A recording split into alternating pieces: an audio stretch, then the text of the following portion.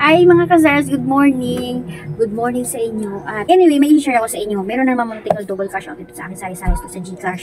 So, ang siste, kukunin niya, kakash out siya ngayon, kaso lang nakuha na pala ito kahapon. Buti na lang, meron akong lag na nakalag dito yung pangalan ng kukuha at yung amount at saka reference number at saka petsa. So, napaka-lifesaver talaga sa akin yung lag na to kasi ang dami-dami ng mga instances na muntik na ako magpa-double cash. Maraming instances na maraming nagka-cash out, double cash out dito sa sayos-sayos store sa GCash. So, buti na lang, tandang-tanda ko yung transaction na yun kasi isa lang ang bank transfer ko kahapon. Kasi sinend from Pay Maya to GCash. So, sabi ko, hindi nakuha na yan kuya kahapon. Sabi ko, gano'n, yung batang payat, gano'n. Sabi ko, di-describe ko pa. Tapos sabi, hindi, ngayon na ako nakapunta, kasi wala ako kahapon, Kasi nga, ayun, pinakita ko sa kanya yung perma, ay na-confirm niya na kapatid niya ang kumuha. Sabi niya, ay, hindi sinabi sa akin ng kapatid ko. Sige, pasensya na. So, ayun, pwedeng hindi intentional o pwedeng intentional, pero kung intentional man yan o hindi, importante na lahat ng transaction mo ng cash out, ilalag mo. Diba? Kahit sa bangko, mag-withdraw ka, may perma. Sa lahat ng remittance center, pipirma ka, minsan pipicturan ka pa. Diba? Kasi nga, pera ito kailangan may transaction na binigay mo, nakuha niya yung pera, kailangan ganun ang gagawin natin sa lahat ng transaction natin sa GCash. Kahit sa cash in, wag na kasi may history naman ng GCash Ayun. Meron dito guys, mas matindi, mas malaking amount, 4,000 ang kinukuha sa akin. Nung umaga, kinuha nila sa akin 4,000, kinash out. Tapos nung gabi na, kinuha naman bata. So, ang unang nag-cash out is yung babae at saka yung matanda. So, tapos pagdating sa gabi, yung bata naman at saka yung matanda. So, buti na lang, tandang-tanda ko yun kasi, basta tandang-tanda ko yung tsura ng matanda. Ngayon, kinukuha ng bata, sabi sa akin, kakash out daw niya kasi kanina daw nasa school daw siya, hindi daw siya nakapunta dito kanina, sabi niya. Sabi ko, hindi nakuha na yan, di ba mama mo yung medyo payat? Hindi, describe ko pa. Sabi niya, dito yung possibility kasi ako lang yung may hawak ng cellphone tapos nasa school kasi ako kanina kaya ngayon nga lang ako nakapunta. Sabi ko, hindi, may kasama siyang matanda Yung matanda kasi parang nagtagon, parang nandito sa sulok, ng tindahan sa dito banda, hindi siya nagpapakita sa akin. Pero napansin ko na siya. Sabi ko, hindi kasama pa nga yung matanda yung ginawa yung kanyan to, pakita ko sa iyo yung perma.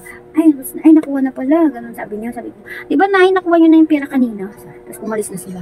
So, ayun. So, kung hindi ako nagpalag, dali na naman yung 4,000, tapos wala ka namang lugi ka, diba? Laki ng pera na yun. Tapos maraming senaryo dito guys, yung mga pa isa-isang daan. Kukunin ng bata ng maga, pipick up, kukuha din ni kuya mamayang hapon.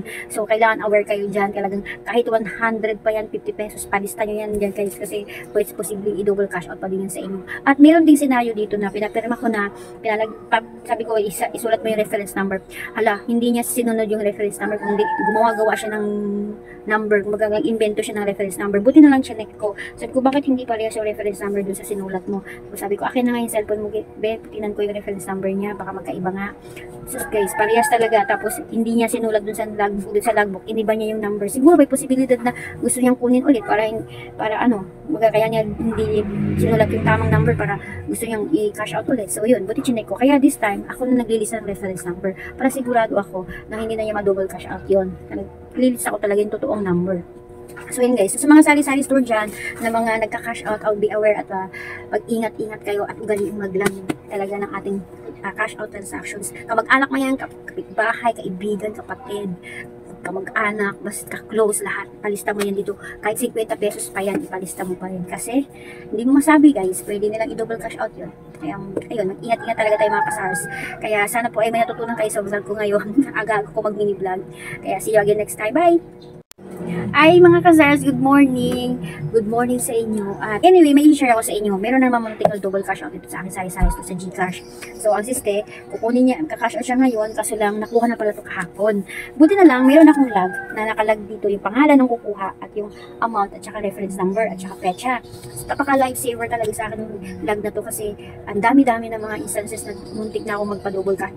Maraming instances na maraming nagka-cash out, double cash out dito sa sayos-sayos store sa GCash. So, buti na lang, tandang-tanda ko yung transaction na yun kasi isa lang ang bank transfer ko kahapon. Kasi sinend from Pay Maya to GCash. So, sabi ko, hindi nakuha na yan kuya kahapon.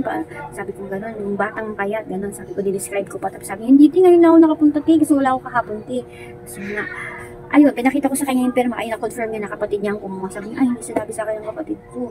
Sige, pasensya na. So, ayun, pwedeng hindi intentional o pwedeng intentional, pero kung intentional man yan o hindi, importante na lahat ng transaction mo ng cash out, ilalag mo. Diba? Kahit sa bangko, mag-withdraw ka, may perma. Sa lahat ng remittance center, pipirma ka, minsan pipicturan ka pa. Diba? Kasi nga, pera ito kailangan may transaction na binigay mo, nakuha niya yung pera, kailangan ganun ang gagawin natin sa lahat ng transaction natin sa GCash. Kahit sa cash in, wag na kasi may history naman ng GCash Ayun. Meron dito guys, mas matindi, mas malaking amount, 4,000 ang kinukuha sa akin. Nung umaga, kinuha nila sa akin 4,000, kinash out. Tapos nung gabi na, kinuha naman bata. So ang unang nag-cash out is yung babae at saka yung matanda. So tapos pagdating sa gabi, yung bata naman at saka yung matanda. So buti na lang, tandang-tanda ko yun kasi, basta tandang-tanda ko yung tsura ng matanda. Ngayon, kinukuha ng bata, sabi sa akin, kakash out daw niya, kasi kanina daw, nasa school daw siya, hindi daw siya nakapunta dito kanina, sabi niya. Sabi ko, hindi nakuha na yan, di ba mama mo yung medyo payat, hindi, describe ko pa, sabi niya, di possible kasi, ako lang yung may hawak ng cellphone tapos nasa school kasi ako kanina kaya ngayon na lang ako nakapunta. Sabi ko, hindi, may kasama siyang matanda yung matanda kasi parang nagtagon, parang nandito sa sulok, ng tindahan sa dito banda, hindi siya nagpapakita sa akin, pero napansin ko na siya. Sabi ko, hindi kasama pa nga yung matanda nang ginawa yung kanyan to, pakita ko sa iyo yung perma. Ay, nakuha na pala, ganun sabi niya. Sabi ko, di ba nakuha niyo na yung pera kanina? Tapos umalis na sila. So ayun, so kung hindi ako nagpalag, edi dali na naman yung 4,000, tapos wala ka namang lugi ka, di ba? Laki ng pera na yun. Tapos maraming senaryo dito guys, yung mga pa isa-isang daan. Kukunin ng bata ng maga, pipick up, kukuha din din ko yung mamayang hapon. So kailangan aware kayo dyan, talagang kahit 100 pa yan, 50 pesos, palista nyo yan dyan guys, kasi pwede posible i-double cash out pa din yan sa inyo. At meron ding senaryo dito na pinapirma ko na, sabi ko, isulat mo yung reference number. Hala, hindi niya sinunod yung reference number, kundi gumawa-gawa siya ng number, mag-invento siya ng reference number. Buti na lang siya ko. Sabi ko, bakit hindi parehas yung reference number dun sa sinulat mo? So, sabi ko, akin na nga yung cellphone mo, be, tinan ko yung reference number niya, baka magkaiba nga. So guys, parehas talaga. Tapos hindi niya sinulat dun sa logbook, iniba niya yung number. Siguro may posibilidad na gusto niyang kunin ulit para kaya niya hindi sinulat yung tamang number para gusto niyang i-cash out ulit. So yun, buti chinek ko. Kaya this time, ako na naglilista ng reference number para sigurado ako na hindi na niya ma-double cash out yun. Naglilista ko talaga yung totoong number. So yun guys, so, sa mga sari-sari store dyan na mga nagka-cash out, I'll be aware at mag-ingat-ingat kayo at ugaliing maglang talaga ng ating cash out transactions. Kamag-anak mo yan, kapitbahay, kaibigan, kapatid, kamag-anak, basta close lahat. Palista mo yan dito. Kahit 50 pesos pa yan, ipalista mo pa rin. Kasi, hindi mo masabi guys, pwede nilang i-double cash out yun. Kaya, ayun, mag-ingat-ingat talaga tayo mga kasars. Kaya, sana po ay may natutunan kayo sa vlog ko ngayon. Aga ko mag-mini vlog. Kaya, see you again next time. Bye!